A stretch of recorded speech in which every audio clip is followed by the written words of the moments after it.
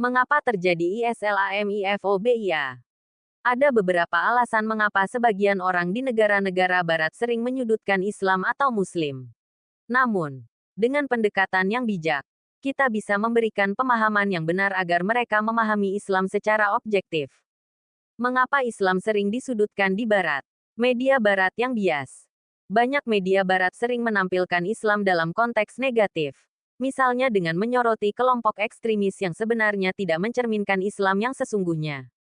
Berita tentang aksi terorisme sering dikaitkan dengan Islam, meskipun pelaku kejahatan dari agama lain jarang disebutkan agamanya.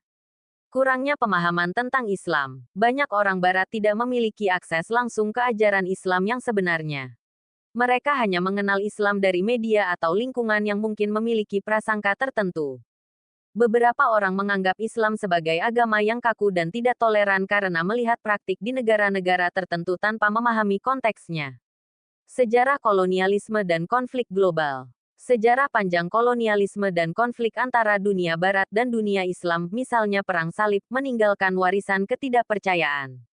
Kebijakan luar negeri negara-negara barat di Timur Tengah, seperti invasi ke Irak dan Afghanistan, memperkuat persepsi negatif antara kedua pihak. Propaganda Islamofobia. Beberapa kelompok politik di barat menggunakan Islam sebagai kambing hitam untuk tujuan politik, misalnya dalam kampanye anti-imigran atau kebijakan keamanan. Bagaimana memberikan penjelasan yang benar? Tunjukkan Islam sebagai agama perdamaian. Gunakan ayat-ayat Al-Quran yang menekankan kedamaian, seperti, dan jika mereka condong kepada perdamaian, maka condonglah kepadanya dan bertawakallah kepada Allah. Quran Surat Yasin Al-Anfal 61. Jelaskan bahwa Islam melarang pembunuhan orang tak bersalah. Quran Surat Al-Maidah 32. Bedakan Islam dengan perilaku individu atau kelompok ekstrim. Tekankan bahwa setiap agama memiliki oknum yang menyimpang dari ajarannya. Misalnya, kelompok seperti ISIS atau Al-Qaeda tidak mewakili Islam, sebagaimana kelompok radikal di agama lain juga tidak mewakili agama mereka. Berikan contoh sejarah Islam yang toleran. Islam di Andalusia, Spanyol, pernah menjadi pusat peradaban di mana Muslim, Kristen, dan Yahudi hidup damai. Kekhalifahan Utsmaniyah juga memberikan kebebasan beragama bagi komunitas non-Muslim. Ajak berdiskusi secara ilmiah dan rasional.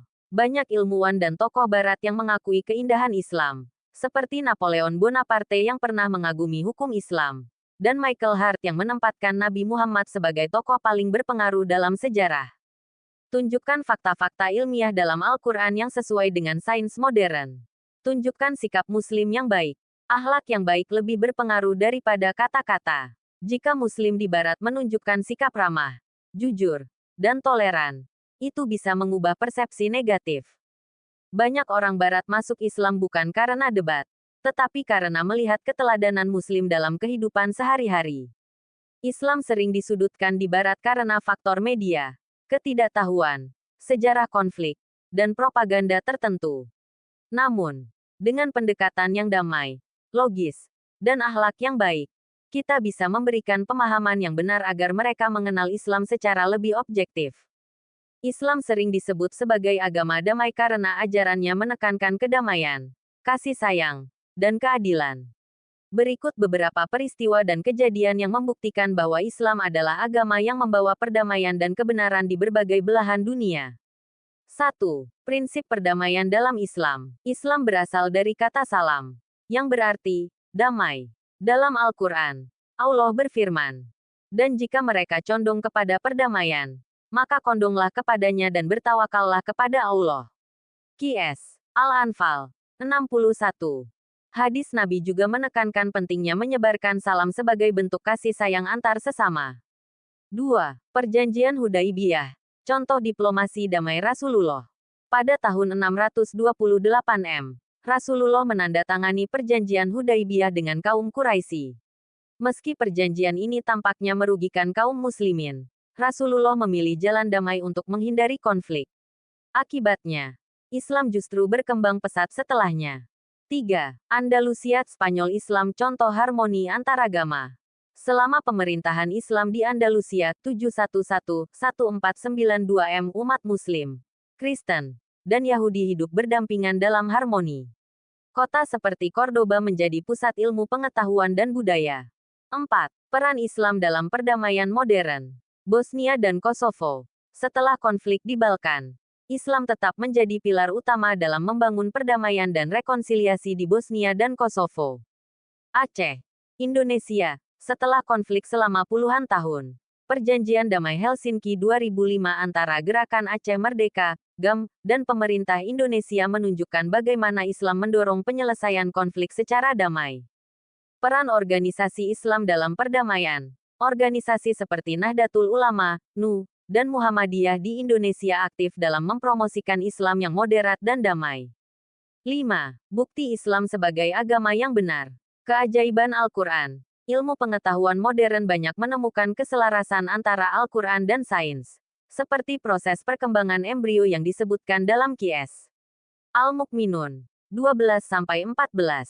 Mualaf di dunia barat. Banyak tokoh dan ilmuwan barat yang masuk Islam karena menemukan kebenaran ajarannya, seperti Yusuf Estes mantan pendeta, Hamzah Yusuf, dan Lauren Booth adik ipar mantan PM Inggris Tony Blair. Hukum Islam menjamin keadilan. Negara-negara dengan sistem hukum Islam yang diterapkan dengan baik, seperti Brunei dan beberapa bagian Uni Emirat Arab, memiliki tingkat kejahatan yang sangat rendah. Kesimpulannya, Islam adalah agama damai yang mengajarkan keadilan dan kasih sayang. Sejarah dan bukti nyata di berbagai belahan dunia menunjukkan bagaimana Islam mampu membawa kedamaian dan menjadi pedoman hidup yang benar.